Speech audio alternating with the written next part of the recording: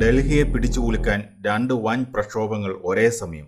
ഒരു വശത്ത് കേന്ദ്ര വിദ്യാഭ്യാസ നയങ്ങൾക്കെതിരെ വിദ്യാർത്ഥികൾ, മറുവശത്ത് ഇന്ത്യ-US കരാറിനെതിരെ ആയിരക്കണക്കിന് കർഷകർ. ഡൽഹി തെരുവ് യുദ്ധത്തിലേക്കോ? ഡൽഹിയിൽ സ്ഥിതി വഷളാവുകയാണ്. ഒരു വശത്ത് വിദ്യാഭ്യാസ വ്യവസ്ഥയ്ക്കെതിരെ യുദ്ധപ്രഖ്യാപനം നടത്തിയ വിദ്യാർത്ഥികളും യുവാക്കളും, മറുവശത്ത് രാജ്യം കാണാൻ പോകുന്ന മറ്റൊരു വൻ കർഷക പ്രക്ഷോഭം. ഏതാനും ദിവസങ്ങളായി രാജ്യതലസ്ഥാനത്തെ പിടിച്ചുകുലുക്കുന്ന കോക്രോച്ച് ജനതാ പാർട്ടി അഥവാ CJPയുടെ വിദ്യാർത്ഥി സമരത്തിന് പിന്നാലെ ഇതാ ആയിരക്കണക്കിന് കർഷകരും ഡൽഹിയിലേക്ക് മാർച്ച് ചെയ്യുകയാണ്. പഞ്ചാബിൽ നിന്നും ഹരിയാനയിൽ നിന്നും രാജസ്ഥാനിൽ നിന്നും കർഷകരുടെ വാഹന വ്യൂഹങ്ങൾ ഡൽഹിയുടെ അതിർത്തികളിലേക്ക് എത്തുന്നു. ലക്ഷ്യം ഒന്നേയുള്ളൂ, കിസാൻ ഘട്ടിൽ നടക്കുന്ന വൻ കിസാൻ മഹാപഞ്ചായത്ത്. ഇന്ത്യയും അമേരിക്കയും തമ്മിൽ ഒപ്പിടാൻ പോകുന്ന പുതിയ വ്യാപാര കരാറാണ് കർഷകരെ പ്രകോപിപ്പിച്ചിരിക്കുന്നത്. ഒരു വശത്ത് ജന്തർ മന്ദറിൽ വിദ്യാർത്ഥി നേതാക്കളുടെ നിരാഹാരവും പാർലമെന്റ് മാർച്ചും, മറുവശത്ത് കിസാൻ ഘട്ടിലേക്ക് കർഷകർ. വിദ്യാർത്ഥികളും കർഷകരും ഒരേ സമയം കേന്ദ്ര സർക്കാരിനെതിരെ തലസ്ഥാന നഗരിയിൽ നിലയുറപ്പിക്കുന്ന അപൂർവവും അപകടകരവുമായ കാഴ്ചയ്ക്കാണ് ഇന്ത്യ ഇനി സാക്ഷ്യം വഹിക്കാൻ പോകുന്നത്. പോലീസ് നിരത്തുകളിൽ കനത്ത സുരക്ഷ ഒരുക്കിക്കഴിഞ്ഞു. മെട്രോ സ്റ്റേഷനുകൾ അടച്ചുപൂട്ടി, ബാരിക്കേഡുകൾ നിരന്നു, റാപ്പിഡ് ആക്ഷൻ ഫോഴ്സ് രംഗത്തിറങ്ങി. കഴിഞ്ഞ കുറച്ച് ദിവസങ്ങളായി ജന്തർ മന്ദറിൽ തുടരുന്ന കോക്രോച്ച് ജനതാ പാർട്ടിയുടെ സമരം ഇന്നലത്തെ പാർലമെന്റ് മാർച്ചോടെ കൂടുതൽ ശക്തമായി. പ്രമുഖ പരിസ്ഥിതി പ്രവർത്തകൻ സോനം വാങ്ചുക്ക് വിദ്യാർത്ഥികൾക്ക് പിന്തുണ പ്രഖ്യാപിച്ച് അനിശ്ചിതകാല നിരാഹാര സമരത്തിലാണ്. ഇന്നലത്തെ മാർച്ച് പോലീസ് ശക്തമായി തടഞ്ഞതിനെ തുടർന്ന് സംഘർഷത്തിലാണ് കലാശിച്ചത്. ജന്തർ മന്ദറിലെ സമരപന്തൽ പോലീസ് പൊളിച്ചുമാറ്റി. എന്നാൽ മണിക്കൂറുകൾക്കകം അതേ സ്ഥലത്ത് വീണ്ടും പന്തൽ കെട്ടി വിദ്യാർത്ഥികളും CJP പ്രവർത്തകരും സമരം പുനരാരംഭിച്ചു. കേന്ദ്ര വിദ്യാഭ്യാസ മന്ത്രി ധർമ്മേന്ദ്ര പ്രധാൻ രാജിവെക്കും വരെ സമരം നിർത്തിവെക്കില്ലെന്നാണ് അവരുടെ നിലപാട്. പഞ്ചാബ്, ഹരിയാന, രാജസ്ഥാൻ, ഹിമാചൽ പ്രദേശ് തുടങ്ങി നിരവധി സംസ്ഥാനങ്ങളിൽ നിന്നുള്ള ആയിരക്കണക്കിന് കർഷകരാണ് ട്രാക്ടറുകളിലും ബസ്സുകളിലുമായി ഡൽഹി ലക്ഷ്യമാക്കി നീങ്ങുന്നത്. കിസാൻ മസ്ദൂർ മോർച്ചയുടെയും വിവിധ കർഷക സംഘടനകളുടെയും ആഹ്വാനപ്രകാരമാണ് ഈ നീക്കം. ഇവരുടെ ലക്ഷ്യസ്ഥാനം ഡൽഹിയിലെ കിസാൻ ഘട്ടാണ്. ഇന്ത്യയുടെ മുൻ പ്രധാനമന്ത്രിയും കർഷക നേതാവുമായിരുന്ന ചൗധരി ചരൺ സിംഗിന്റെ സ്മൃതി മണ്ഡപമാണ് കിസാൻ ഘട്ട്.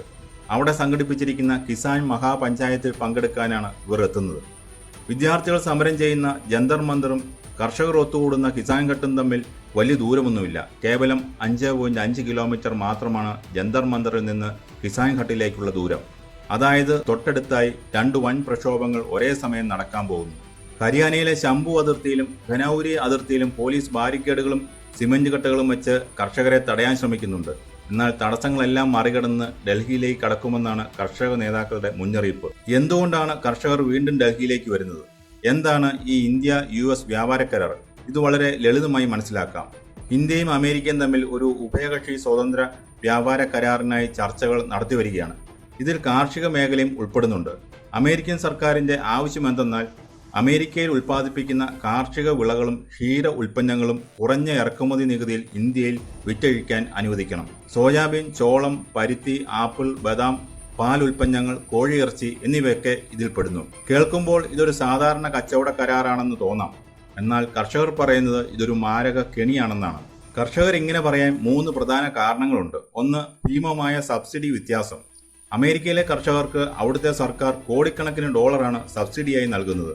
100 കണക്കിന് ഏക്കർ വരുന്ന വൻകിട ഫാമുകളാണ് അവിടെ ഉള്ളത്. അതുകൊണ്ട് അവർക്ക് വളരെ കുറഞ്ഞ ചെലവിൽ ഉൽപ്പന്നങ്ങൾ ഉണ്ടാക്കാൻ കഴിയും. എന്നാൽ ഇന്ത്യയിലെ 80% കർഷകരും 1-2 ഏക്കർ മാത്രം ഭൂമിയുള്ള ചെറുകിട കർഷകരാണ്. അവർക്ക് കിട്ടുന്ന സർക്കാർ പിന്തുണ അമേരിക്കയുമായി തട്ടിച്ചു നോക്കുമ്പോൾ വളരെ കുറവാണ്. 2, വിലയിടിവും വിപണി തകർച്ചയും. അമേരിക്കയിൽ നിന്ന് വില കുറഞ്ഞ സോയാബീനും ചോളവും പാൽ ഉൽപ്പന്നങ്ങളും ഇന്ത്യൻ വിപണിയിലേക്ക് ഒഴുകിയെത്തിയാൽ ഇവിടെയുള്ള ഉൽപ്പന്നങ്ങൾക്ക് വിലയിടിയും. ഇന്ത്യൻ കർഷകന് കിട്ടേണ്ട ന്യായവില ഇല്ലാതാകും. 3, ക്ഷീരമേഖലയ്ക്ക് ഏൽക്കുന്ന പ്രഹരം. ഇന്ത്യയിലെ ഗ്രാമീണ മേഖലയിൽ 8 കോടിയോളം കുടുംബങ്ങളാണ് ക്ഷീരമേഖലയെ ആശ്രയിച്ച് ജീവിക്കുന്നത്. അമേരിക്കൻ പാൽ ഉൽപ്പന്നങ്ങൾ വിപണി കീഴടക്കിയാൽ ഈ കുടുംബങ്ങളുടെ ഉപജീവന മാർഗം അടയും. കേന്ദ്ര സർക്കാർ പറയുന്നത് കർഷകരുടെ താൽപ്പര്യങ്ങൾ സംരക്ഷിച്ചുകൊണ്ടേ കരാർ ഒപ്പിടൂ എന്നാണ്. എന്നാൽ കർഷക സംഘടനകൾ ഈ വാക്ക് വിശ്വസിക്കാൻ തയ്യാറല്ല. കരാറിൽ നിന്ന് പൂർണ്ണമായും പിന്മാറണമെന്നും കാർഷിക മേഖലയെ ഇത്തരം കരാറുകളിൽ നിന്ന് ഒഴിവാക്കണമെന്നുമാണ് കർഷകരുടെ ആവശ്യം. ഇനി എന്താണ് സംഭവിക്കാൻ പോകുന്നത്? ഒന്നാമതായി, വിദ്യാർത്ഥി സമരവും കർഷക സമരവും ഒരേ സമയം ഡൽഹിയിൽ കേന്ദ്രീകരിക്കുമ്പോൾ അത് കേന്ദ്ര സർക്കാരിനുണ്ടാക്കുന്ന രാഷ്ട്രീയ സമ്മർദ്ദം ചെറുതല്ല.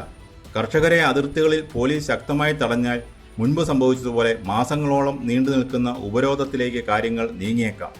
ശംഭു അതിർത്തിയിൽ ഇപ്പോൾ തന്നെ സംഘർഷാവസ്ഥ നിലനിൽക്കുന്നുണ്ട്.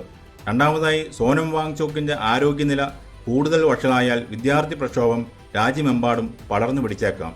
വിദ്യാർത്ഥികളും കർഷകരും പരസ്പരം പിന്തുണ പ്രഖ്യാപിച്ച് ഒന്നിച്ച് തെരുവിലിറങ്ങിയാൽ അത് ഡൽഹിയുടെ ചരിത്രത്തിലെ തന്നെ ഏറ്റവും വലിയ പ്രതിഷേധ കൂട്ടായ്മയായി മാറും. ഡൽഹിയിലെ ഗതാഗത സംവിധാനവും ക്രമസമാധാനവും വരും ദിവസങ്ങളിൽ പൂർണ്ണമായും സ്തംഭിച്ചേക്കാം.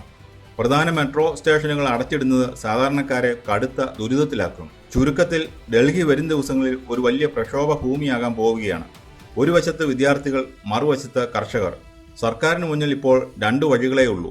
ചർച്ചകളിലൂടെ ഈ ആശങ്കകൾ പരിഹരിക്കുക, അല്ലെങ്കിൽ വീണ്ടും ഒരു വലിയ തെരുവ് യുദ്ധത്തിന് ഡൽഹിയെ വിട്ടുകൊടുക്കുക.